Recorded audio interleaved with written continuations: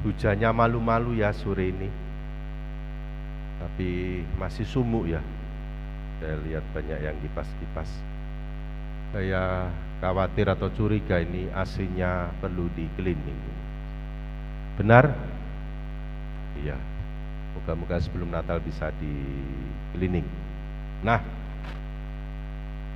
Pak Dus, terima kasih untuk pelayanannya. Ya.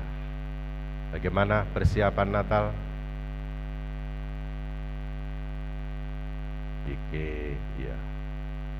Makasih untuk ordinariumnya, biramanya atau ketukannya membuat saya semangat. Tepuk tangan untuk Pak Dus.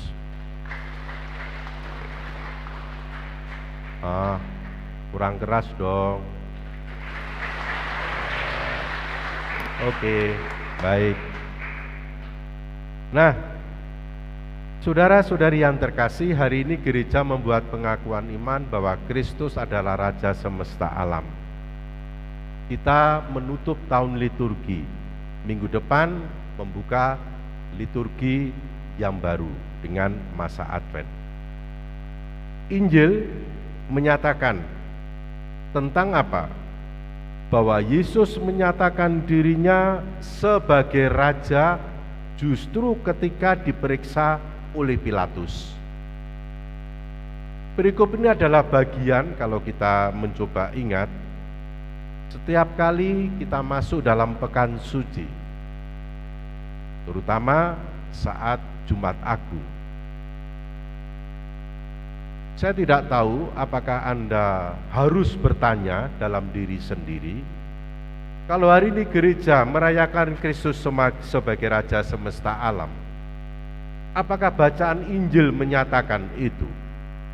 Apalagi momennya saat dia diperiksa oleh Pilatus, yang kemudian kita tahu bahwa dia akhirnya akan diadili, kemudian disiksa sampai penyalibannya.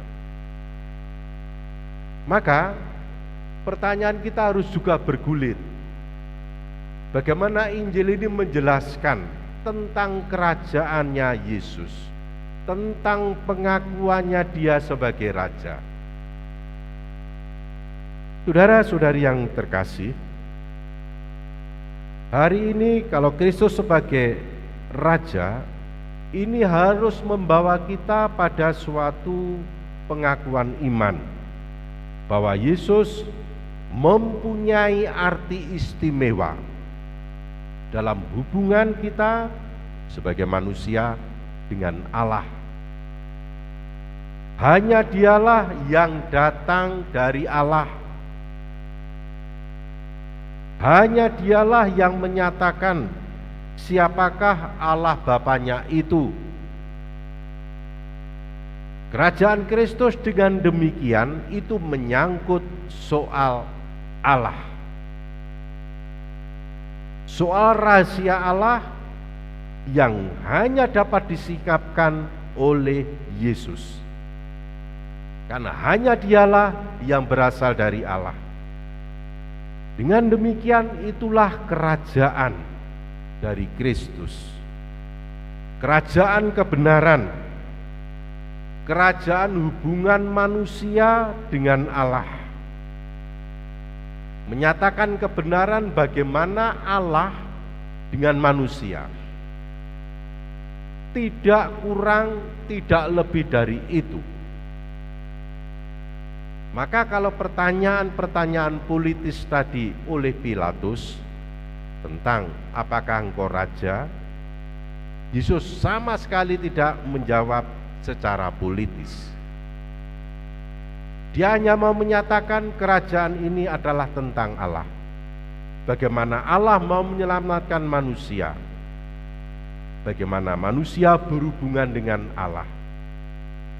Kalau kerajaan ini adalah tentang Allah, mestinya kita harus tahu siapa yang bisa menyingkapkan ini semua, bukan dunia. Pilatus tidak sampai mengerti tentang itu. Hanya dia yang berasal dari Allah, dialah yang dapat menyingkapkan tentang misteri kerajaan kebenaran. Saudara-saudari yang terkasih, kalau Kristus adalah Raja yang harus menjadi pengakuan iman kita, Dia adalah Raja kebenaran, Dialah Raja hubungan kita dengan Allah. Tanpa melalui Dia, kita tidak akan menemukan arti kebenaran kerajaan itu. Dialah yang membawa kebenaran tentang Allah dalam dunia ini. Kita harus hidup dalam rahasia ini. Mengapa? Satu, sampai hari ini, kalau ditarik lebih awal, 2000 tahun lebih yang lalu, sebagian terbesar dari umat manusia belum mengakui Kristus sebagai Raja. Dan yang paling dekat adalah bangsa Israel. Mereka masih menantikan itu. Kitalah yang sebagian orang Mater Dei yang membuat pengakuan ini di tengah gereja mendunia. Dia datang untuk memberi kesaksian tentang kebenaran, tapi dunia tidak menerimanya. Dan itu masih sampai hari ini. Apakah sampai akhir zaman? Sangat mungkin terjadi. Oleh karena itulah, iman yang hari ini kita rayakan, kita tetap harus hidup dalam waktunya Tuhan. Hanya iman yang menyerahkan waktu pemenuhan ini kepada Tuhan. Karena itu akan datang saatnya. Kapan saatnya? Hanya Bapa yang di surga. Putra tahu? Enggak. Masih ingat bacaan minggu lalu? Masih lupa. Pengharapan ini dengan menyerahkan waktu pemenuhan bahwa Dia menjadi Raja, mengantar kita di tengah segala kegelapan yang masih terjadi, di tengah ketidakpercayaan sebagian besar umat manusia, membuat gereja seperti hari ini tetap bertekun, berdoa agar kerajaan Kristus itu diterima oleh dunia. Kita perlu belajar hidup dalam misteri ini. Tidak mudah, karena perlu belajar hidup dalam kegelapan. Ketidakpastian itu tidak gampang. Bapak Ibu tahu persis ketika mengharapkan yang baik untuk anak-anak, tetapi dalam keadaan tidak pasti, gelap, gawe rencana yo iso berubah, hasilnya juga belum tentu. Mudah? Tidak mudah. Tapi apakah itu menghalangi orang tua untuk selalu berbuat baik dalam kebenaran untuk anak-anak? Sama sekali tidak. Bagi saya, untuk memahami ini akan sangat terbantu seperti perjuangan orang tua untuk anak, keluarga. Kita tetap perlu hidup dalam kegelapan iman akan rahasia kerajaan Kristus ini. Saudara-saudari yang terkasih, kerajaannya menyangkut soal kebenaran. Dia datang ke dalam dunia untuk memberi kesaksian kebenaran itu.